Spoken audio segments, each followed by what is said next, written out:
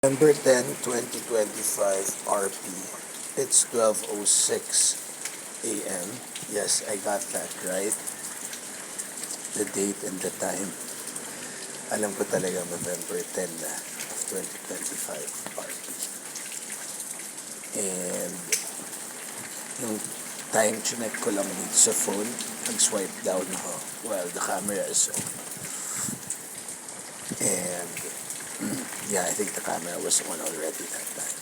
This is in Li Xiaolong Alley here in Kapati Compound. Same Birkenstock, same pants, and I'm pretty sure I'm wearing the same underwear. It's still fresh. I haven't really taken a bath yet, and I just slept in it, the underwear. And I think hindi naman ako nagpawis, so okay lang yan.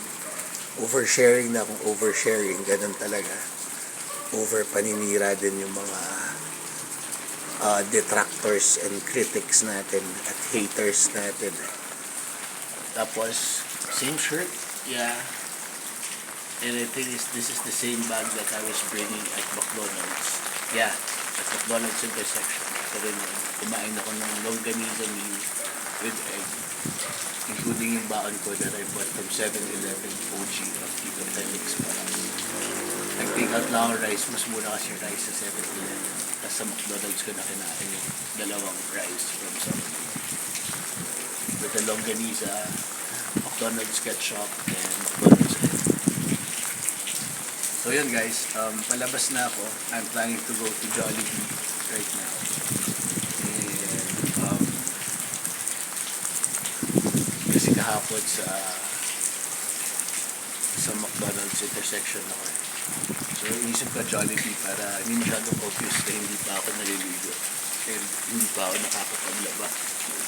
So pag nakita nila itong video, they might know, but I'm always hygienic naman.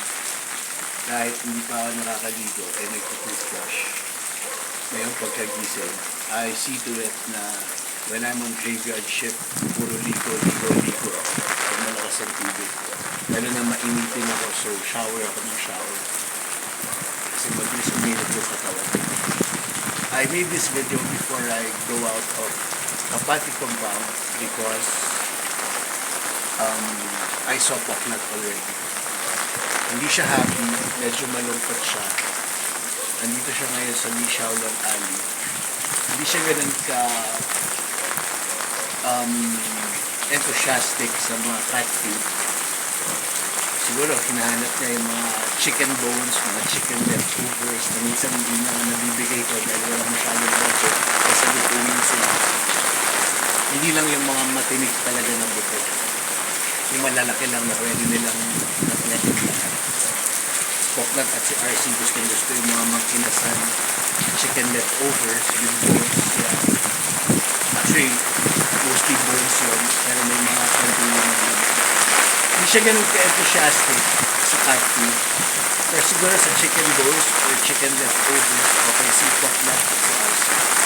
Or lately, si Poknat at si RC medyo nagsusuka at nakikita. Hindi ko alam kung bakit.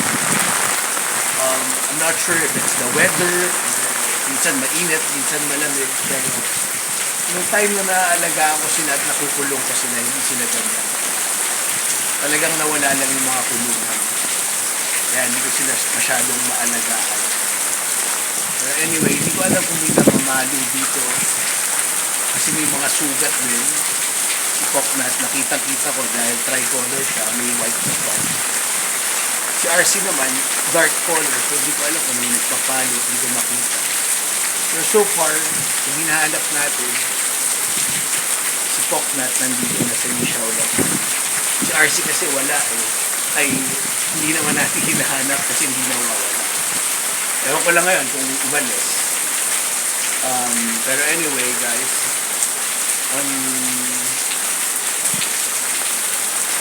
andito na si Poknat. And sana mukhang hindi siya masaya. Sana walang pumapalo sa kanya. At pag nalaman kong merong pumapalo dyan sa cat ko, yan, ngayon na tao,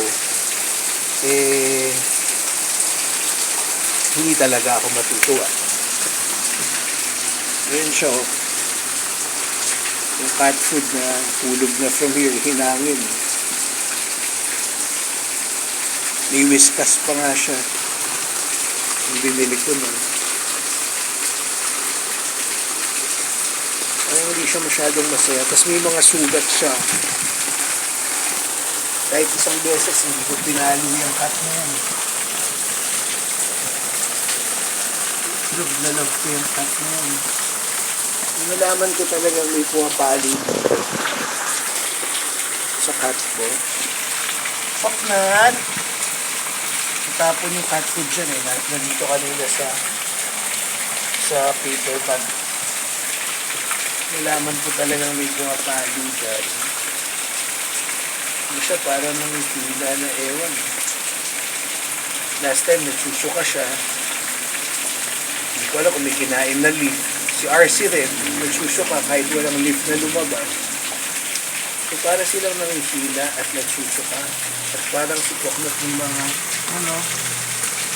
yung Poknat yan, dahil nasagasaan yan.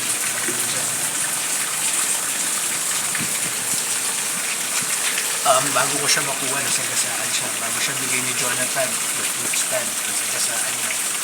Pero ngayon yung mga Poknat siya ganyan. Hindi ko alam kung kagat rin ng fellow cat niya o yung namamali. Pero hindi ako matutuwa dun sa taong namamali dyan kung may pumapali niya. Ayan na, andun na si Poknat sa Li Xiaolong Alley.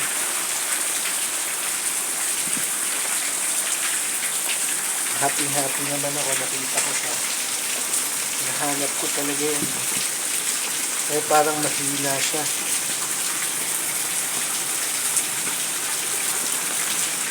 Mukhang hindi naman nasara yung gate Or baka may customer na dumating ng Kapati compound. Tapos hindi niya nalock kaya nabuksan sa lakas ng hangin. Dapat nilalock talaga yan. Tapos may nakakalsong padlock as much as possible. Kahit hindi nakalock yung padlock para hindi bumubukas yung gate mag-isa. Ayan, bukas yung gate. Kaya nawawala yung kulungan ko eh. Pero the idea rin ako sino talagang kumuha ng dalawang kulungan. Pwedeng mga epals yun. Meron mga epals. Kaya nawala yung mga kulungan ko. Tsaka yung big scissors ko na nakasaksak lang dito. Ayan, sa maliit na part na lupang yan.